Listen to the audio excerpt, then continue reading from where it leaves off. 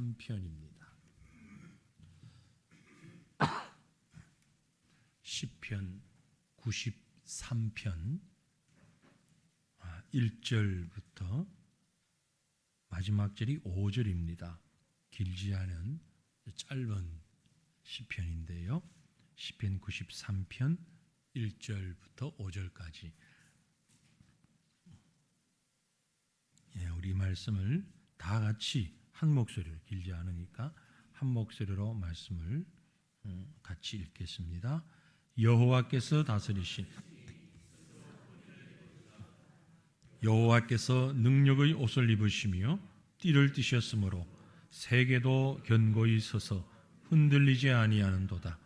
주의 보좌는 예로부터 견고히 섰으며 주는 영원부터 계셨나이다. 여호와여, 큰 물이 소리를 높였고 큰 물이 그 소리를 높였으니 큰 물이 그 물결을 높이나이다.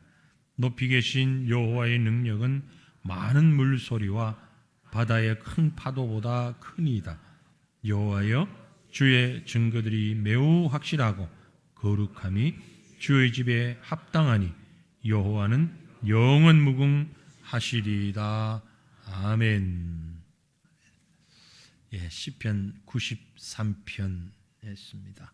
물론 뒤에 나가면 더 짧은 시도 있지만 앞부분에는 이렇게 짧은 시가 거의 없었는데 93편은 비교적 짧은 5절로 된 그런 한 장의 시입니다. 어떤 분은 이 시편 93편은 바닷가에 가서 파도가 치는 바닷가에 가서 읽고 묵상해야 제격이다, 그런 말씀을 하는 분들이 있어요. 왜 그런지는 읽으시면서도 느꼈겠고 또 말씀을 또 묵상하면 더 이유를 알 수 있을 것 같습니다. 그런데 93편을 보면 표제의 글 혹은 무언가를 짐작할 수 있을 만한 근거가 될 만한 배경이나 시인에 대해서 기록이 전혀 없습니다. 그런데 70인역 성경이라는 게 있어요. 그게 뭐냐면요, 구약 성경은 원래 원문이 무슨 언어로 기록됐다고요? 히브리어. 구약 성경은 히브리어로 기록됐고 신약 성경은요 헬라어입니다. 유대인들이 고대 언어가 히브리어고 근대 언어가 헬라어예요. 그런데 예수님 오시기 한 200여 년 전에, BC 200년쯤에, 그러니까 사실 구약과 신약이 연결되는 부분이 우리가 성경을 보면 성경 한 장인데 한 페이지로 넘어가는데, 그죠? 그 시간이 한 400에서 450년 정도가 됩니다. 구약의 마지막 선지자가 말라기잖아요. 그리고 신약의 첫 사도를 세례 요한으로 우리가 생각을 합니다. 그래서 구약의 마지막에서부터 신약의 처음까지 이 시간을 블랙 피리어드 그렇게 표현을 하기도 하고요. 암흑기. 이건 캄캄해서 아무것도 몰랐단 말이냐, 그런 의미가 아니고 하나님의 계시가 특별히 내리지 않았다 이 말이에요. 특별히 눈에 띄는 선지자도 없고 예언자도 없고, 그렇다고 해서 하나님 믿지 않고 신앙생활 하지 않았다는 얘기는 아닙니다. 그 시대 사람들로서는 최선을 다해서 열심히 신앙생활을 했어요. 하지만 후대에 우리가 그 역사를 볼 때는 블랙 피리어드다, 캄캄한 시간이었다. 이 암흑기 가운데 그나마 눈에 띄는 것이 BC 200년경에 행한 일인데, 바로 히브리어로 기록된 구약 성경을 헬라어로 번역한 겁니다. 왜냐하면 새 세대가 옛날 세대의 글을 모르잖아요. 단어를 모를 정도가 아니고 글을 몰라. 며칠 전에 TV에 보니까 고등학생들끼리 야단났더만요. 중요한 어느 그 시험을 치러러 가야 되는데 그게 추후 공고 하고 뭐라고 이름이 적혀 있었대요. 추후 공고함. 그러니까 애들끼리 야단 났어요. 야, 이 학교가 어디 있냐? 추후 공고라는 추후공업 고등학교가 어디 있냐?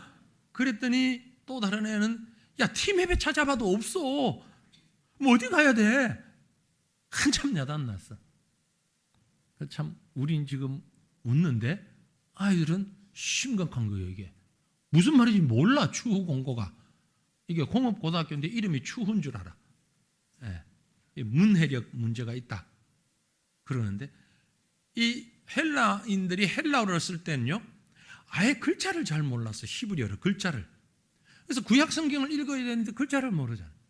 그래서 BC 200년경에 무슨 일을 했는가 하니, 이스라엘 12지파잖아요. 그죠? 12지파에서 각각 6명씩 랍비들을 선출했어요. 12지파에 6명씩 나오니까 72명이죠. 그 사람들이 모여서 준비를 단단히 한 다음에 본격적으로 72일 동안 히브리어로 된 구약 성경을 헬라어로 번역을 했어요. 이게 바로 70인역이라는 성경이에요. 그래서 성경을 우리가 얘기하면서 70인역은 매우 중요한 의미를 가집니다.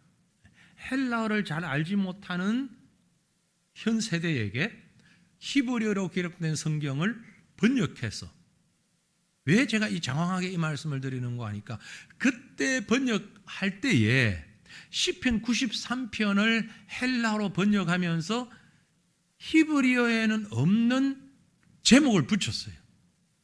마음대로 붙인 게 아니고, 당시 랍비라 그러면 최고의 신학자란 말이에요. 우리 식으로 지금 얘기하면. 그들이 여러 가지 연구를 하고 자료를 소집해서 이 시편 93편에 제목을 붙이기를, 땅에 사람이 살기 시작한 안식일 전날에 대한 다윗의 찬양, 이렇게 시편 93편의 표제를 달았던 거예요. 우리말에는 지금 그걸 번역을 안 해놨어요. 왜냐하면 지금 우리가 가진 이 성경은요 히브리어에서 번역을 했거든요. 이미 이 시대에는 헬라어고 히브리어고 다 아니까 지금 2000년 전 시대 사람들보다는 똑똑하잖아요. 그래서 히브리어를, 우리 신학교 가면 히브리어를 가르치잖아요. 그러니까 히브리어에서 바로 번역을 하니까 이게 없는 거예요. 근데 70인령에는 이게 있어요. 땅에 사람이 살기 시작한, 그러니까 태초부터 그때 하나님을 바라보며 안식일 전날에 대한 다윗의 찬양, 다윗이 지었을 것이다. 그런데 주로 이 시는 안식일 전날 불렀던 시다. 바로 앞에 92편은 언제 불렀다고요? 지난주 봤던 92편, 안식일에 불렀던 찬송, 안식일에 모여서 불렀던 찬송. 그리고 93편은 그 전날 안식일을 준비하면서 모여서 불렀던 찬송. 중요한 것은 여기 다윗의 찬송이다.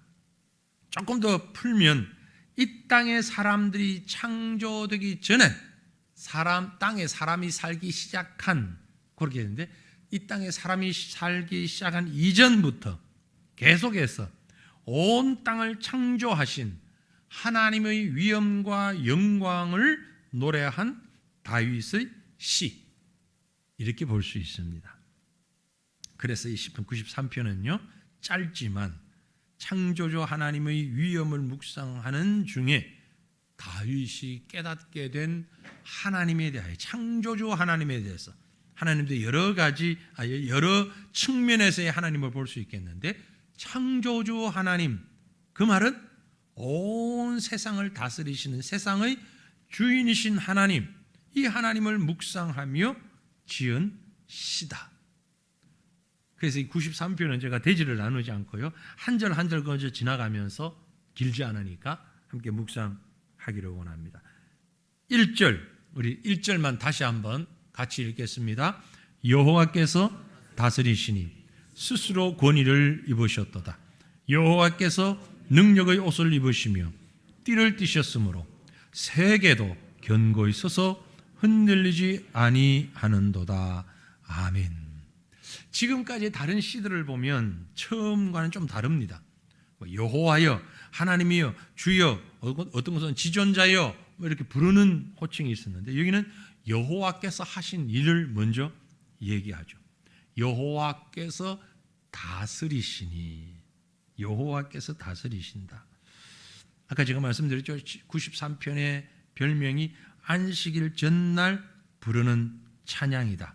안식일 전날 하나님을 생각하면서 안식일에 하나님께 예배드릴 것을 생각하면서 그 하나님의 가장 큰 하나님께 가장 큰 어떤 능력, 그게 뭐냐? 다스림이다. 여호와가 다스린다. 다스린다라는 의미는 상당히 많은 것을 포함하고 있습니다. 93편이 창조주 하나님이라고 말씀드렸는데, 여러분, 창조는 무슨 말의 반대? 창조는 무슨 말의 반대? 진화. 그렇게 생각하시는 분이 많잖아요. 그죠? 창조론, 그러면 반대가 진화론. 지금 학문으로는 맞다고 볼 수 있죠. 창조론의 반대가 진화론. 하지만 우리가 가진 신앙에 있어서 창조 신앙, 이것은요, 반대가 진화가 아니에요. 창조의 반대가. 왜 그런 거 하니? 창조를 단순한 시작으로만 생각하면 진화가 반대말이 될 수도 있어요. 하나님이 이렇게 만드셨어. 아니야, 이렇게 진화돼 왔어. 서로 상반되는 논리니까. 그러나 성경이 얘기하는 창조는 진화의 반대말이 아니에요. 무슨 얘기냐면 창조는 시작만 하고 만 게 아니에요. 시작만 하고 끝난 게 아니라는 거죠. 시작만 하고 끝난 것이라면 어차피 지금하고는 관계없잖아요. 그런데 성경적인 창조는 시작하셔서 계속 이어지는 거예요. 사탄이 우리를 속이는 방법 가운데 하나가 창조가 진화의 반대인 걸로만 생각하게 하는 거예요. 창세기 1장, 2장 세상이 어떻게 시작되었다. 하지만 성경은 그것만 얘기하려고 하는 게 아니죠. 전체를 얘기하고 있어요. 그 전체라는 게 뭐냐? 하나님이 시작하셨을 뿐만이 아니라 지금도 다스리고 계신다. 그래서 여호와께서 다스리시니 굉장한 의미를 가진 선언입니다. 하나님이 창조도 하셨고 지금도 그 창조하신 세계를 지속적으로 유지하시면서 다스려 나가신다. 어떤 면에서는 창조라는 말은 다스린다는 말의 시작이기 때문에 다스림의 기초가 되는 얘기예요. 만든 것만이 아니고 지금도 계속 연관성을 가지고 통제하고 계신다. 다스리고 계신다. 여러분, 세상을 보면 하나님이 세상을 다스린다고 믿으십니까? 믿으십니까? 네. 아니면 힘 있는 강대국들이 다스리는 것 같습니까? 그래도 미국 대통령하고 중국은 뭐 총리인가? 네. 수상인가? 수상 만나야 먹은 세상이 되지. 최대 강대국이. 강대국의 힘이 세상을 다스리는 것 같고, 아니야, 그거 아니야. 물질이 있어야 돼. 돈 많은 나라가 영향력이 있는 거지. 그건 우리 나라뿐만이 아니고 개인도 마찬가지 않을까요? 누가 우리 교회를 다스리고 있고, 누가 우리 가정을 다스리고 있고, 누가 우리 나라를 다스리고 있다고 생각하십니까? 여당, 야당의 정치인들이 이 나라를 다스리고 있다?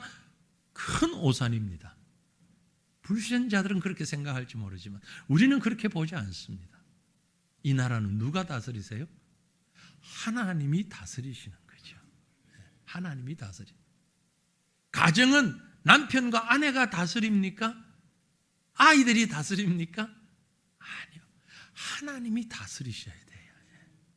교회도 마찬가지. 목사가, 장로님들이 다스려요? 아니요. 하나님이 다스리셔야죠. 온 세상의 주인은 하나님이셔요. 여호와께서 다스리시니 얼마나 소중한. 요즘 TV를 틀면요, 이제 시사 내지는 뉴스 프로그램, 옛날하고 지금하고 뉴스의 다른 점은 옛날에는 그 아나운서가 혼자서 쭉 얘기를 하고 기자가 보도하고 이게 다였는데, 지금은 그런 뉴스보다는 주제를 던지면 패널들이라 그러죠. 세 사람, 네 사람 나와가지고 주로 보면 이제 여당 측, 야당 측 뭐 이렇게 좀 배치를 해서 서로 이제 막 얘기를 하고 예상도 하고 주장도 하고 그러잖아요. 이게 이렇게 되면은요, 있어 보세요. 1년만 지나면 이렇게 될 겁니다. 근데 그 사람들이 말하는 게 다 되나요? 안 되잖아요. 안 되지만 그때 당시에 생각하는 판단력을 가지고 판단하는 거죠. 이 사람은 이렇게 판단하고 저 사람은 저렇게 판단할 수는 있어요. 그래서 그것이 서로 논쟁이 되기도 하고. 요즘 뉴스는 이런 형태의 뉴스가 많잖아요. 그 뉴스를 듣고 있노라면 세상을 다스리는 것이 혹시 언론인가? 그렇게 느껴지기도 해요.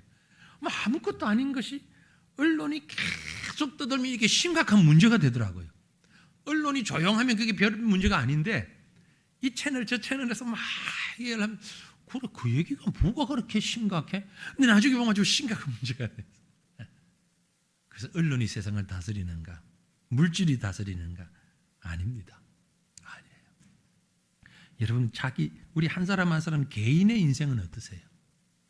누가 여러분의 생을 다스리고 계십니까? 하나님이 다스리고 계시기를 바랍니다. 그래서 93편은 예배하기 전에 먼저 하나님 앞에 여호와가 다스리시니, 이 다스린다라는 말의 히브리어가요 말라크라는 단어인데, 이 말라크라는 단어에서 파생되어 나온 단어가 멜렉이라는 단어예요. 멜렉, 낯설진 않죠? 무슨 뜻? 왕. 멜기세덱, 평화의 왕. 그 말에서 나온 말이 멜렉 하는 말은 왕이라는 말. 여호와가 다스리신다. 여호와가 왕이시다. 선포하고 있는 겁니다. 우리 인생의 왕, 바로 여호와 하나님. 내 삶의 왕, 여호와 하나님이 나를 이끌어 가신다는 사실 믿으시길 바랍니다. 그런데 그 여호와께서 다스리시는데 여호와가 왕이십니다. 그런데 스스로 권위를 입으셨도다라고 했어요. 여호와가 다스리시는데 이 다스림의 권위가 어디에서 온 거냐? 스스로 그 권위를 입으셨다. 권위와 다스림의 능력, 둘을 가지기가, 동시에 가지기가 사실 참 쉽지 않아요. 함께 가진 자들이 있긴 하지만 쉽지 않아요. 권위가 있어서 그 앞에 머리를 숙이지만, 머리를 숙여서 속으로 말하기를, 어쩌다 왕의 집에서 태어나가지고, 어쩌다 지가 재벌집에 태어나고 지난해나 똑같은데 아버지 잘 뒀다고 저렇게 큰 소리를 치고. 권위는 있어요. 왕의 권위가 있건 물질의 권위가 있건 권위가 있어요. 태어나 보니까 우리 아버지가 유명한 국회의원이다. 그 아이가 크면서 야, 쟤는 국회의원 아들이래. 그 애들이 함부로 하질 못하고, 그 자기도 모르는 사이에 권위가 있는데 재벌집 자녀로. 그런데 우리 드라마나 영화 많이 보잖아요. 재벌집 2세, 3세 가면서 정말 불량한 생을 사는 사람들이 있잖아요. 그 왜 그래요? 권위는 있는데 그 권위를 유지하고 사용할 능력이 없는 거야. 인성이 안 돼 있어. 여기 보면 능력이 없는 거잖아요. 권위는 있는데 능력이 없어. 어떤 사람은 능력은 있는데 아직 권위 있는 자리까지 가지를 못했어. 뭔가 하는 일마다 안 돼. 될 듯 하면서 안 돼. 근데 그 사람 실력을 보면 대단한데, 능력이 있는데 왜 안 될까? 답답하고 안타까울 만큼 안 돼. 그런데 하나님은 어떻게 해요? 스스로 권위를 입으셨다. 사실 이 말은 지금 반복되는 말입니다. 무슨 말과? 여호와라는 말과 스스로라는 말은 중복된 말이에요. 그렇죠? 여호와가 무슨 뜻입니까? 스스로 계신 자다. 출애굽기에 보면 여호와라는 말의 뜻이 스스로 존재하는 자다. I am that I am. 나는 스스로 있다. 한자로 자존자 해서 스스로 존재하는 분. 그게 여호와인데요. 그 여호와 앞에 스스로 있는 자다라고 반복하니까 이건 강조한 겁니다. 그 여호와께서 스스로 권위와 능력을 가지시고 세상을 통치하시는데, 다스리시는데, 그 다스리는 세계가 어떤 세계인고 하니까 능력의 옷을 입고 띠를 띠고 세계도 견고히 있어서 흔들리지 아니하는, 와우, 얼마나 대단한 능력이 있습니까? 세계가 흔들리지 않는. 대한민국 대통령이 어느 정도 권위가 있는지는 모르지만 미국 가서도 똑같은 권위가 있을까요? 아니죠. 미국 대통령이 대단한 권위가 있는지 모르지만 어느 곳에 가면 그 권위는 다 잃어버려요. 전직 미국 대통령 가운데 치매 걸린 분이 있다. 본인이 미국의 대통령이었던 것조차도 기억을 못하고 있대. 나는 누구, 여긴 어디, 그러고 사는 거예요. 똑같아요. 치매에 걸리고 나니까 미국 대통령이나 전혀 뭐가 상관없이 사는 사람이나 똑같이 살고 있는 거예요. 그런데 우리 하나님은 영원히 다스리시는데 세계가 견고하게 흔들리지 않는다. 여러분, 하나님께서 세계를 붙잡고 계심을 믿으시길 바랍니다. 온 세상에 전쟁의 소문이 나고 우크라이나와 러시아의 전쟁이 왜 이리 끝나지도 않는지, 중동 지역의 전쟁은 맨날 위태위태하다는 소리만 나오고 또 전쟁 났다, 몇 명 죽었다, 부상자가 얼마나 나왔다, 그런 화면만 나오고, 이 세상에 도대체 어떻게 가려고 하는지, 예수 믿는 사람은 줄어들고 엉뚱한 생각하는 사람들이 정권을 잡는 것 같고, 그러다가 이 세상이 과연 어떻게 될까? 핵무기를 만들어서 온 세상이 불바다가 되어버리지는 않겠는지, 여러 가지 우리가 생각하지도 못했던 수많은 데이터들이, 수많은 환경들이, 사실 최고의 컴퓨터가 나와서 AI가 나와도 답을 못 찾을 거예요. 제일 똑똑한 AI를 보고 야 50년 후에 세상이 어떻게 될 것 같으냐 물어보면 그 AI가 무슨 답을 할까요? 참 궁금해. 무슨 답을 할지. 그러나 그게 정확하지도 않을 거예요. 왜? 거기에 입력된 데이터가 다 온전한 것만은 아닐 수 있기 때문에. 그러나 여호와는 세계를 견고히 흔들리지 아니하도록 붙잡고 계시는 하나님이신 것을 믿습니다. 우리의 개인 삶에 있어서도 이와 같은 하나님 의지할 수 있기를 바랍니다. 그 다음에 2절 봅니다. 2절 같이 읽죠. 주의 보좌는 예로부터 견고히 있었으며 주는 영원부터 계셨나이다. 여기 주목하실 것은요, 예로부터 그리고 뒤에 영원부터라는 말입니다. 예로부터 영원부터. 예로부터 계신 분이고 영원 전부터 계셨던 분, 처음부터 계셨던 분, 그리고 영원 후까지 계시는 분. 우리가 쉽게 많이 사용하는 말로는 알파요 오메가. 알파는 제일 첫 글자, 오메가는 제일 마지막 글자. 헬라어는 몰라도 알파요 오메가라는 말은 알잖아요. 그렇죠? 알파는 영어의 A, 오메가는 영어의 Z. 그래서 처음과 마지막. 예로부터, 태초부터, 창조부터, 모든 것이 있기 전 그 예로부터 하나님 계셨고, 믿습니까? 예. 하나님이 창조하시기 전에는 뭐 하셨다고요? 주무셨다고요? 예. 제가 신학교 다닐 때 실제 그런 질문을 한 친구가 있거든요. 예. 외국에서 교수님이 와서 특강을 하는데 질문이 있습니까? 질문이 있습니다. 뭐예요? 그러니까 하나님이 태초에 천지를 창조하신 줄 믿습니다. 그럼 태초에 천지 창조하시기 전에 하나님은 어디서 뭐 하고 계셨는지 혹시 아십니까? 뭐 하고 계셨어요? 그 교수님의 답이 제가 아직도 선명하게 기억합니다. 예, 이런 질문을 하는 사람을 위해서 지옥을 준비하고 계셨습니다. 믿으라, 믿으라. 어? 창조 이전부터 계셨고 창조 이후까지도 계신데 뭘 하셨는지에 대해서는 우리가 알 수는 없으나 하나님은 존재하셨다. 그 질문의 의도는 하나님이 그때부터 계신 것 아닙니까? 라는 질문이거든요. 창조 이전에는 아무것도 없었으니까 존재하지 않았지 않았습니까? 이런 질문이니까 믿으라는 거예요. 영원 전부터 계셨다. 영원 후까지 계신다. 시간과 공간의 범위를 넘어서는 진정한 통치자, 그분이 바로 우리 하나님이십니다. 예로부터 영원부터. 이 말은 우리 개인에게 적용을 시키면 내가 잊어버리고 있는 과거도, 그리고 내가 전혀 상상하지도 못하고 깨닫지도 못하는 미래도 하나님은 다 알고 계신다. 그 말씀이에요. 여러분, 과거를 다 기억하십니까? 못하시잖아요. 그렇죠? 부분 기억할 수는 있겠지만 전체를 어떻게 기억합니까? 과거는커녕 1년 전도 모르겠는데, 1년 전도 과거이긴 하지만, 지난 주일날 설교 제목도 모르겠는데, 다 잊어버리는데, 그런데 우리 지난 과거를 어떻게 알아요? 모르죠.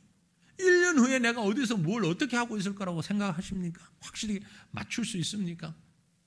1년 후는 그냥 한 달 후도 모르겠는데, 모르잖아요. 그러나 하나님은 영원 전부터 영원 후까지, 예로부터 영원부터 모든 것을 알고 통치하고 계시는 하나님인 것을 내가 믿습니다. 이 믿음을 가진 사람의 찬양은 3절에서 이렇게 나옵니다. 3절 같이 읽죠. 여호와여, 큰 물이 소리를 높였고 큰 물이 그 소리를 높였으니 큰 물이 그 물결을 높이나이다. 아멘. 아이, 짧은 구절에 큰 물이 3번이나 나와요.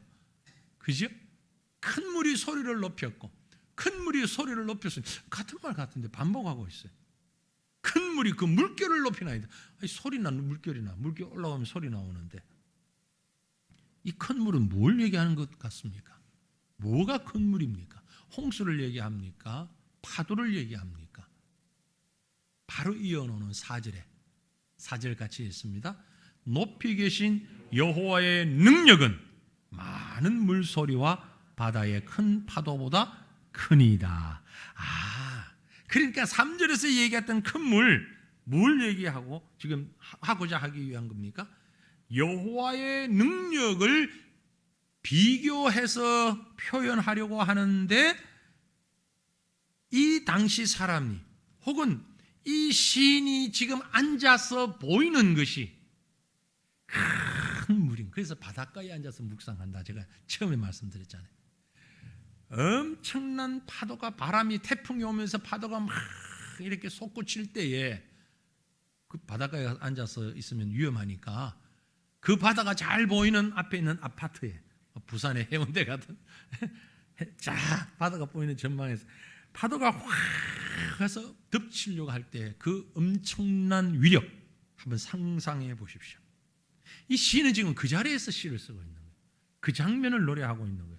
여호와야, 큰 물이 소리를 높였고 파도가 쫙 치면서 소리가 엄청납니다. 그 뒤에 오는 파도는 더 커요. 사람의 키 몇 층 되는 높이만큼 파도가 몰려오면서 또 쫙 소리. 그 모습을 보면서, 야, 하나님, 저 엄청난 파도 힘, 그 앞에 높이 계신 여호와의 능력은 저것보다 훨씬 크지 않습니까? 지금 눈앞에 보이는 가장 큰 걸 얘기한 거예요. 이제 말 갓 배우기 시작한 우리 꼬맹이들, 돈이 뭔 줄 잘 모르는 애들한테, 야, 이거 얼마야? 그러면 애들 따라 다르긴 하지만 100만 원 하면 그 아이로서는 100만 원이 제일 큰 돈, 집도 살 만한 돈, 그러면 얼마나 좋겠습니까만. 이 아이 입장에서는 100만 원은 집을 몇 채도 살 만한 그런 엄청난 돈이기 때문에 많다는 걸 표현하기 위해서 100만 원, 실제는 그게 아니어도 엄청난 힘. 이 큰 물은 바로 그겁니다. 그 얘기. 지리적으로 보면 지중해 해안에서 바로 이 시를 쓰지 않았을까. 팔레스타인, 그 이스라엘 지역, 이렇게 지도를 보면 지금의 지중해거든요. 당시의 바다는 오늘날 우리가 생각하는 바다와는 다릅니다. 공포의 자리에, 그러나 가까이 안 갈 수 없는, 바다를 통해서 일을 해야 하고 물건을 옮겨야 하고 항해를 해야 하긴 하지만 그 바다는 공포의 대상, 사람이 근접할 수 없는, 요즘은 일기예배로도 있잖아요. 그죠? 그리고 GPS를 통해서 방향이라도 잡잖아요. 그런데 2000년 전, 3000년 전 이때를 생각하면 GPS 같은 거 없어요. 일기예보도 제대로 없어요. 그 상황에서 바다를 나간다는 것, 안 나갈 수 없어서 가지만 이건 언제 바다가 급변할지를 모르고, 그 바다가 풍랑이 일어나면 대책이 없잖아요. 육지에서는 잠깐 내려서도 숨을 수도 있지만 바다는 그것도 안 되잖아요. 꼼짝없이 죽는 것이잖아요. 죽고 난 다음에 사람들은 몰라요. 아무개가 바다에 나갔는데 없어졌어. 그런데 돌아오지도 않아. 그래서 사람들이 만든 얘기들이 바다에 빠졌는데 용왕님이 어떻게 했나 보다, 물고기 뱃속에 들어갔나 보다, 아니면 다 뜯겨서 죽었나 보다, 별 얘기가 다 나오고, 상상을 가지고. 그래서 유대인들에게 있어서 이 바다, 큰 물, 공포의 상징입니다. 그래서 바로 3절에 큰 물이 소리를 높였습니다. 3번 반복해서 나오는 것은 하나님을 대적하는 공포의 세력, 하나님에 맞서려고 하는 이 세상의 세력, 그것이 대단하지만, 그래서 우리 힘으로는 그 세력을 도저히 막아설 수 없지만, 그러나 4절에 가서 그 많은 물소리보다 더 큰 능력은 여호와의 능력입니다. 그래서 여호와의 능력은 많은 물소리와 바다의 큰 파도보다 크니다 라고 얘기하는 거예요. 여러분, 종교적으로 보면 이슬람이라고 하는 그 세력이 지금 우리 성도들, 한국에 있는 대부분의 우리 국민들은 잘 피부로 느끼질 못하죠. 이슬람의 그 파워, 그 어마무시한, 인간적으로 볼 때, 영적이 아닌 인간적으로 볼 때 어마어마한, 여기 3절에서 얘기한 큰 물과 같은 그 세력과 그 소리를 잘 실감을 못하는데요, 조금만 해외로 나가서 이슬람 국가에서 가보면 엄청난 세력을 느낄 수 있어요. 정말 감당할 수 없는 세력이 다가옵니다. 때에 따라서는 그것이 공포스럽기조차 해요. 저는 예전에, 아주 오래전에 선교지에서 이제 말기에 카타르 도하라고 하는 곳을 한번 가본 적이 있어요. 지나가는, 그런데 하루 이상 머물렀던 카타르 도하라고 하는 곳이 어떤 곳이냐면요, 지금은 많이 달라졌어요. 카타르 월드컵 한 만큼 많이 달라졌는데, 한 20년 이상 전에는요, 그야말로 황량했어요. 딱 공항에 내려가지고 시내를 쳐다보는데 제 마음에 딱 드는 느낌이요, 섬찟한 느낌이 들었어요. 섬찟하다. 그리고 오랜 시간 있지 않고 그 여행사에서, 항공사에서 제공해주는 호텔까지 가서 쉬었다가 다시 공항으로 와서 가는, 잠깐 체류하는 과정이었는데 섬찟한 느낌을, 죄송합니다, 혹시 카타르에서 오신 분 계시면 제가 부정적으로 얘기하려고 하는 것이 아니고 개인적으로 느꼈던 거예요. 왜냐하면 그때 당시에 카타르, 도하 이런 곳은 지금도 그렇지만 이슬람권의 스피커예요. 이슬람권의 스피커. 많은 이슬람 그 테러리스트들이 사람을 붙잡고 죽이고 테러하고 이렇게 했을 때 우리가 했다, 뭘 했다 하고 발표하잖아요. 그 언론이 도하에 있습니다. 알자지라 TV라고, 알자지라 TV. 그 TV에서 지금도 걸어놓거든요. 빈 라덴이라든지 이런 사람들이 하는 그 본거지예요. 이슬람의 본거지. 물론 사우디에 메카가 있지만 그 또 다른 현대 이슬람의 본거지. 느낌이 싸요. 모든 음식과 문화와 모든 것이 이슬람, 100% 이슬람화되어 있는 곳에서 잠깐 머물렀음에도 불구하고 마치 큰 대적할 수 없는 세력이 오는 것처럼, 지금 시간이 지나가면서 더욱더 그렇습니다. 엄청난, 전 세계적으로 보면 기독교인보다, 제가 지금 말씀드리는 기독교인인 것은 천주교 빼고 프로테스탄트라고 소위 얘기하는 우리 기독교, 개신교 교인보다 2배 이상의 많은 숫자가 무슬림들, 이슬람교를 믿는 사람들이고, 그 세력이 지금 아시아권을 점차 이렇게 휘어감으면서 들어오고 있잖아요. 한국도 예외가 아니에요.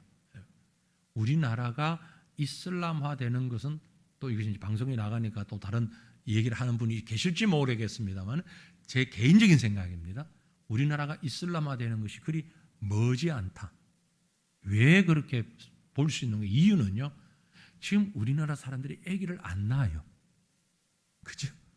자녀를 안 낳아요. 0.7명, 0.7 이하로 내려가려고 지금 위태위태한 상황이에요. 무슬림들은요, 최고 8명, 최소해도 한 2.5명 이상, 2.4명, 2.5명 이상 출산을 해요.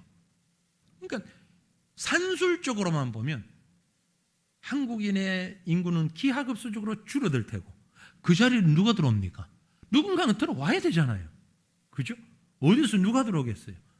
그 한국보다 뭐 나은 사람도, 경제적으로 나은 사람도 있지만 경제적으로 더 못한 분들이 많이 올 수 있고, 그분들의 대다수는 무슬림이고, 와서 셋, 넷, 다섯, 여섯 아이를 낳으면 결국 이미 우리 사회에도 지금 좀 시골 지역에 가면 초등학교에 다문화 가정의 아이들이 훨씬 많다 그래요. 실제 한국 아이들보다는. 그러니까 순식간에 그렇게 쓰면 그 사람들의 종교가 이슬람이에요. 그렇게 자기들이 믿는 이슬람을 믿어요. 이 나라가 무슬림화 되는 건 순식간에 일어날 수 있는 일이다. 심각한 문제를 가지고 있습니다. 근데 우리는 먼 나라 일처럼 생각하고 있어요. 저는 그것을 보면서 마치 큰 파도가 밀려오는 것 같아요. 파도가 엄청나게 밀려오는 것 같아요. 지금 이미 방송, 모든 그 언론 다 들어와 있습니다. 요즘 여러분 드라마 같은 걸 한번 보세요. 그만 지나가는 얘기로, 옛날 같으면 그 배우들의 그 대사에 하나님 부처님도 무심하시지 뭐 이런 얘기들 나왔잖아요. 그죠? 요즘 어떻게 나온 줄 알아요? 하나님 부처님 알라도 무심하지. 알라가 꼭 들어가요. 드라마에.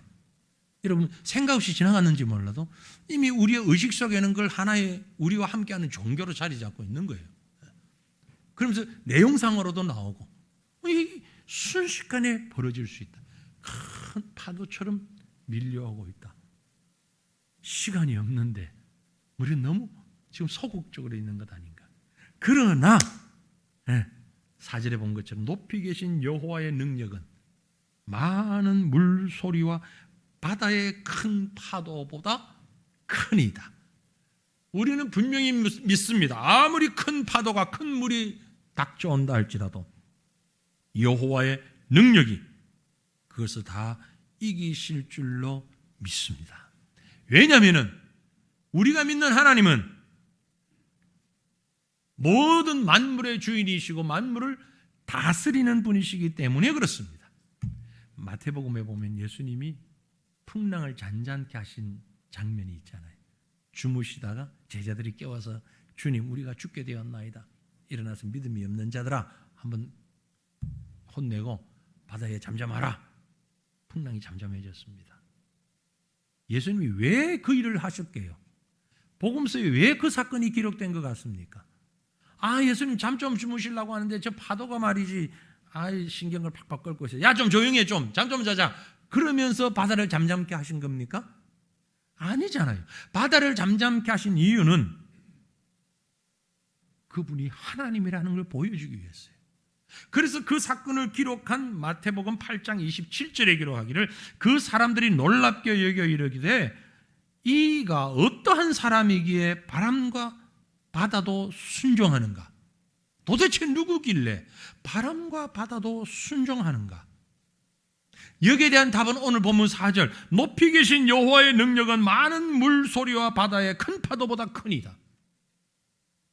누구길래, 이 사람이 누구길래 바람과 바다가 순종하는가? 높이 계신 여호와의 능력이다. 정답을 얘기하고 있는 거죠.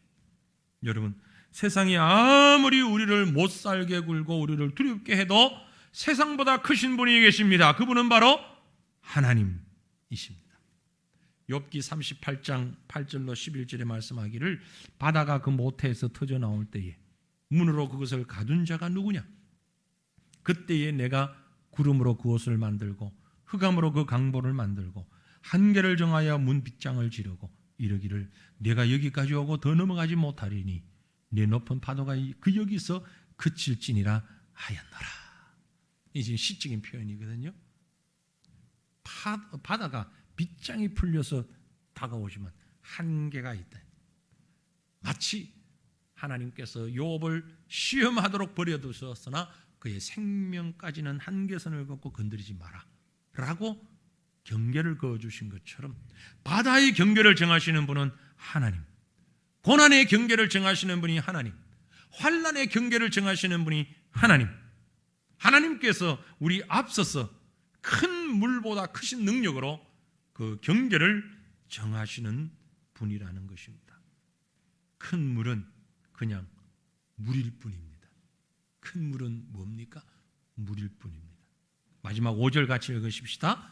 5절 여호와여 주의 증거들이 매우 확실하고 거룩함이 주의 집에 합당하니 여호와는 영원 무궁하리이다. 아멘. 우리가 믿고 있는 여호와 하나님은 영원 전부터 영원까지 영원 무궁하신 하나님이십니다. 여호와 하나님, 땅을 창조하신 하나님, 하늘을 창조하신 하나님, 우리를 구원하시는 하나님, 그리고 이 땅을 다스리시고 뿐만이 아니라 마지막 이 땅을 심판하실 하나님, 그분은 너무나도 분명하게 확실하게 거룩하신 여호와 하나님. 그 하나님에 대한 모든 증거는 분명하다는 것입니다. 분명하다는 것입니다. 옛날에도 이 말씀이 쓰여질 당시에, 마태복음이 쓰여질 당시에, 시편이 쓰여질 당시에, 시편 93편이 쓰여질 당시에도 이렇게 하나님에 대해서 확신을 했는데 오늘날은 그 확신이 더 분명하죠. 그죠? 이 시편 기자는 성육신하신 예수님 모를 때입니다. 이 시편 기자는 성경이 완전히 기록되기 이전 사람입니다. 하나님의 계시의 말씀이 완성되기 이전 사람입니다. 그럼에도 불구하고 하나님의 능력의 확실함을 노래했습니다. 우리는 어떻습니까? 사람으로 오신 예수 그리스도를 말씀을 통해서 볼 수 있고 그리스도와 함께 그분의 말씀과 그 제자들의 말씀으로 하나님의 말씀, 성경이 완성된 계시로 우리에게 주어졌고 얼마나 더 확실한 증거들이 많이 있습니까? 성경을 읽고 역사를 보고 성경을 조금 더 공부해 보면 하나님이 분명히 보입니다. 역사적으로 그런 인물들이 많이 있잖아요. 성경을 믿지 못하고 하나님을 믿지 못하는 사람에게 가장 좋은 약은 성경입니다. 사실 성경을 읽으면 다른 전도의 말을 할 필요가 없어요. 성경을 제대로 읽으면 그 말씀이 분명한 확신을 주는 거죠. 어떤 환경, 어떤 사람 아닙니다. 하나님이 나를 다스리시고 하나님이 지금의 우리도 인도하고 계신다는 사실 여러분 믿으시길 바랍니다. 마지막으로 시편 139편 16절 말씀 함께 읽습니다. 내 형질이 이루어지기 전에 주의 눈이 보셨으며 나를 위하여 정한 날이 하루도 되기 전에 주의 책에 다 기록이 되었나이다. 한 것도 봅니다. 마태복음 10장 29절로 31절 같이 읽습니다. 참새 2마리가 한 아사리온에 팔리지 않느냐. 그러나 너희 아버지께서 허락하지 아니하시면 그 하나도 땅에 떨어지지 아니하리라. 너희에게는 머리털까지 다 세신 바 되었나니 두려워하지 말라. 너희는 많은 참새보다 귀하니라. 아멘. 내 형질이 이루어지기 전에 나를 보셨던 하나님, 그 하나님께서 참새 한 마리도 허락 없이 땅에 떨어지지 않게 하시는 그 하나님께서 우리를 붙잡고 우리를 다스리고 우리에 대해 모든 것을 아시고 우리를 인도하고 계신다는 사실 믿게 될 때에 이 하나님의 다스림을 온전히 믿고 그 하나님과 동행하는 매일매일의 삶을 살아가는 저와 여러분 되시기를 우리 주님의 이름으로 축원합니다.